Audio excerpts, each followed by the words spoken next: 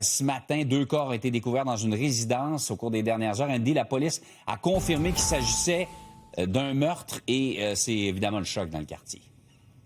Ben absolument. C'est un quartier qui est habituellement très calme. C'est ce que me disait déjà Jean-François. Les policiers, d'ailleurs, sont toujours, pour certains, à l'intérieur de cette résidence. Tu vois des images en direct. Nous sommes sur l'avenue Bienvenue, toujours en direct de Brossard ce matin, Jean-François. Ce qui se passe, c'est que vers minuit 45, les policiers vont être appelés ici, interviennent pour, on nous dit au départ, une agression armée qui s'est révélée ensuite un homicide. À l'intérieur, Jean-François, de la résidence, 2 personnes vont être retrouvées sans vie avec des blessures apparentes. Là, on parle d'un homme de 56 ans, une femme de 54 ans. D'ailleurs, leur décès a été constaté sur place.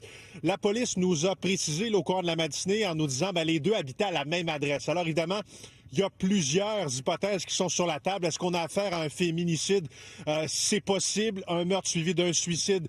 C'est possible. Le contexte conjugal aussi. Bref, la police ne ferme absolument pas la porte à rien, Jean-François. On comprend bien sûr que c'est une enquête qui commence.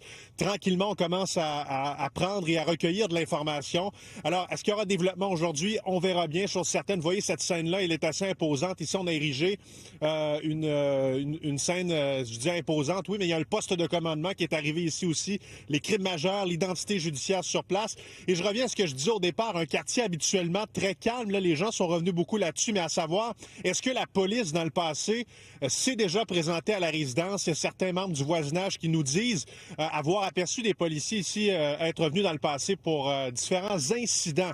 C'est comme ça que me l'a décrit, entre autres, une dame que vous allez entendre dans l'extrait qui suit. C'est dégueulasse. C'est dégueulasse parce que, tu sais, si on a besoin de quelque chose, si on se sent pas bien, on a juste à appeler, on a juste à bouger, à aller au poste, mais pas à tuer. Votre première réaction quand vous avez appris ça, justement, puisque vous les connaissez, je ne sais pas à quel point vous aviez un lien avec eux, là? Oui, on se connaissait. Dans le fond, à 1h30 du matin, on a eu des... Des toc-toc? Oui, des toc-toc de la police pour nous questionner à savoir si on avait entendu quelque chose, puis ainsi de suite. C'est des personnes qui sont très... ils sont tranquilles, là.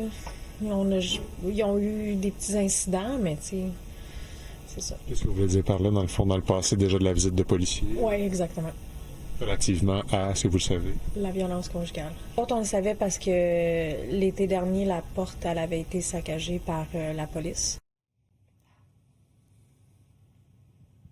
Et Jean-François, t'as entendu cette dame à la toute fin qui parlait d'incidents, dit, écoutez, nous, dans le passé, on a déjà entendu que la police, oui, on l'a vu même, est intervenue ici en ce qui a trait de la violence conjugale. Évidemment, tout ça n'est pas confirmé par le service de police de l'agglomération de Longueuil, mais comprends-moi, là, Jean-François, il n'y a rien qui est écarté au moment où on se parle. Tout est sur la table. Les 2 personnes, les 2 corps qui ont été retrouvés ici dans la résidence habitaient à la même adresse. Alors, évidemment, on peut peut-être lire entre les lignes, mais c'est encore trop tôt, Jean-François, là, pour le service de police de l'agglomération de Longueuil de confirmer, par exemple, un féminicide ici. Comme il y en a eu 4 ou 5 déjà depuis le début de l'année, mais je comprends qu'on n'a pas encore tous les éléments pour le confirmer, mais disons que ça s'en va pas mal vers ça. Merci beaucoup, Andy.